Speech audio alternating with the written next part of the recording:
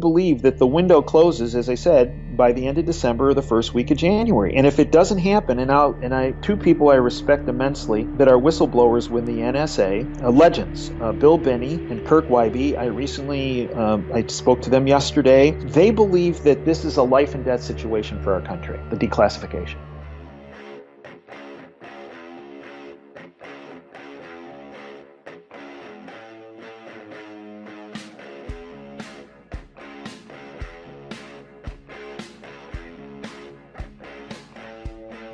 Hi, and welcome to the X22 Report Spotlight. Today we have a returning guest, Dr. David JANDA. David has a radio show called Operation Freedom. He also has a YouTube channel called Operation Freedom. You can find him on the web at davejanda.com. And I am very happy to have Dave back on the X22 Report Spotlight. Dave, welcome back to the Spotlight. Dave, it's an honor to be back on the X22 Spotlight. I loved your work, and I'm not just saying that because we're friends and we're speaking here today.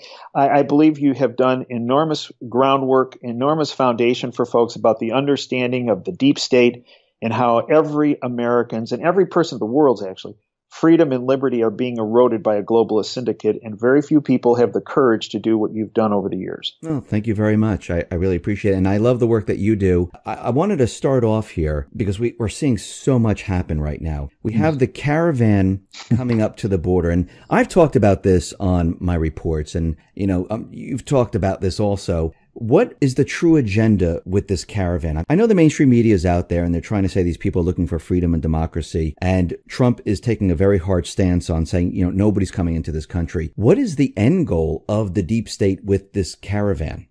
Well, I actually think it's actually been put in writing, no less, in black and white by the United Nations. They have a non-binding agreement that reportedly almost all UN member states are about to sign. And let me just read you a little statement from it, because the UN, as we all know, is a tentacle of the globalist syndicate. And the title of this agreement is called Migration. Migration is a human right. Here's what it says, and not the whole thing. I'm just going to read just a portion of it here. Quote, "It cannot be stressed enough that this agreement is not about," and this is Judith Bergman, actually, from the Gatestone Institute. "It cannot be stressed enough that this agreement is not about refugees fleeing persecution. Instead, the agreement propagates the radical idea that migration, for any reason, is something that needs to be promoted, enabled, and protected. The finalized text of the agreement, the Global Compact for Safe, Orderly, and Regular Migration, although officially non-binding, quote, puts migration firmly on the global agenda. It will be a point of reference for years to come and induce real change on the ground," end quote, according to Jörg Logman, the representative of Switzerland to the United Nations, who led the work on the agreement, together with a representative of Mexico. And I believe what the globalists are doing, just as we saw them do this in the European theater of operations for them, they are utilizing this illegal border crossing as a means of destroying national borders and sovereignty, and ultimately the if you will, the business model that's being utilized here, that the globalists have used for many, many decades, is instituting chaos. And out of that chaos, they get more control, power, and financial resources. And that's what they did in the European theater with the migration from Africa and the Middle East into Europe. And now they're doing the same business, implementing the same business model coming from, in this case, Honduras, Guatemala, into Mexico, into the United States. This is about the destruction of the national border of the United States, the destruction of sovereignty, and instituting chaos. And contrary to the bought-off lamestream fake media's reporting, there's a inner core of this migrant caravan that is composed of really bad, nefarious people, terrorists, members of MS-13, Al-Qaeda. I have a source that is very interconnected into the Middle East, who tells me that there is documented evidence that they actually turned over to the Trump administration now a month and a half ago that showed individuals that had experienced and had been trained in camps in Iran and in various and sundry places in the Middle East, and had been flown into Guatemala, into Honduras, into Mexico, and as far south as Ecuador.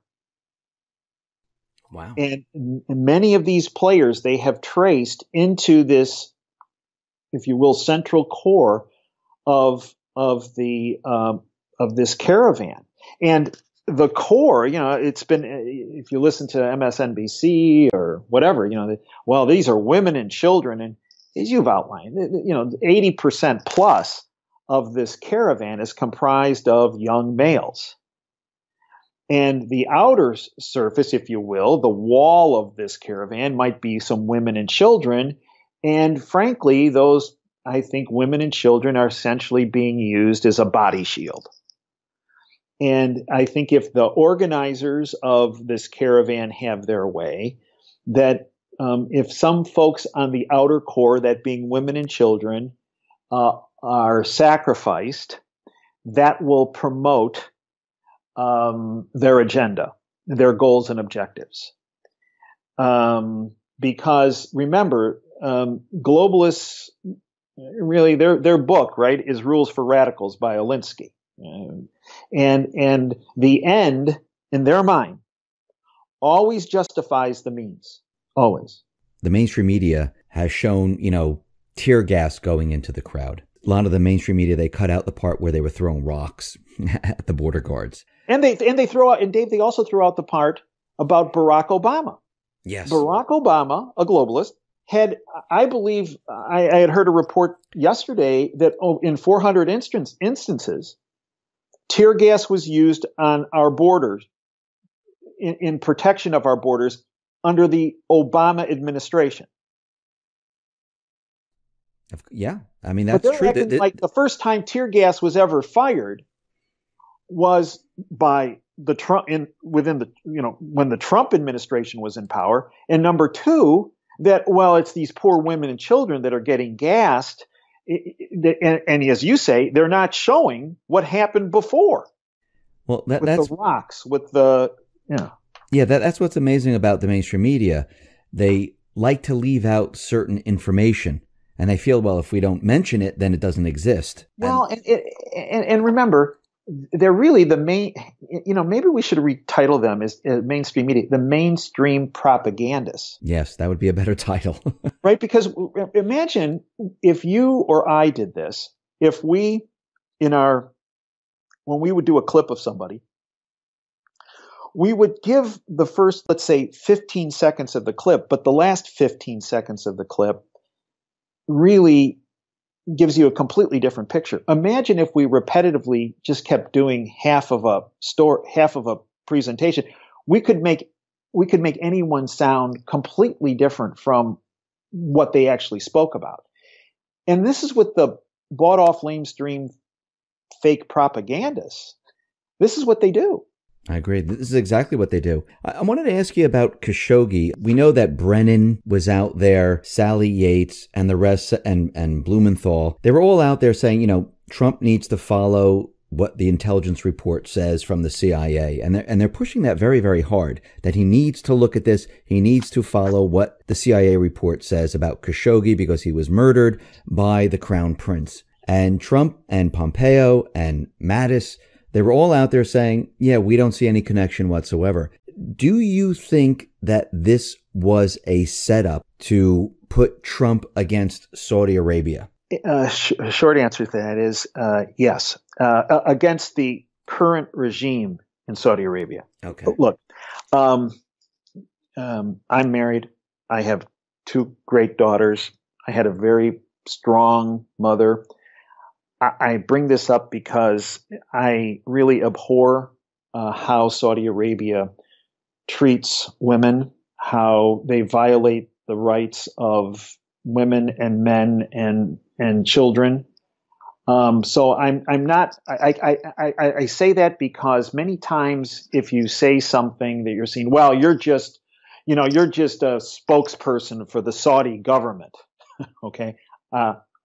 Anyone who knows me will tell me that's not the case. So and every regime in the Middle East that I'm aware of is brutal. Okay, I mean,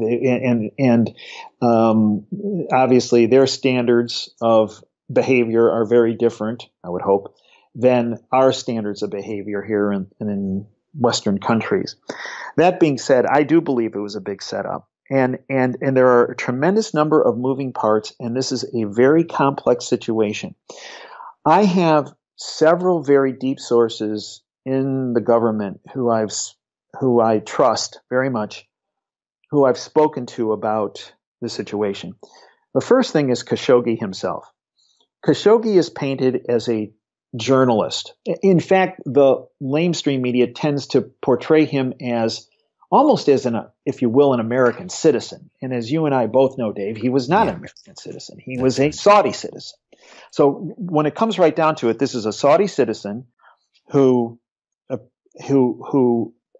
was murdered in a Saudi embassy in a foreign country, Turkey. So first of all, to all those folks about saying, well, this is a tragedy. It is. Someone lost their life. But this is not a U.S. citizen. This is, again, a Saudi citizen dying in a Saudi governmental facility in another country, Turkey. And many of these people, so we're supposed to break relations with the Saudi government because of this, according to some players that you mentioned.